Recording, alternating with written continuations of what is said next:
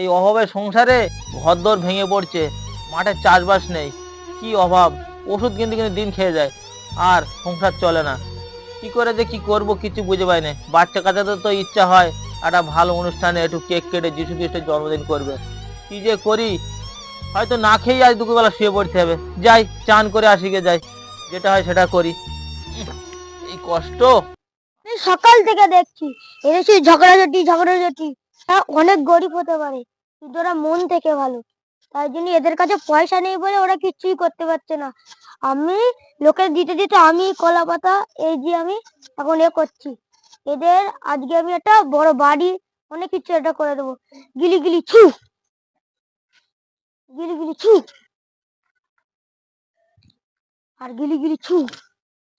এরা এসে দেখবে চান করতে গেছে তো, তাহলে এসে দেখবে অনেক বড় লোক হয়ে গেছে। তাহলে এবার আমি চলে যাই।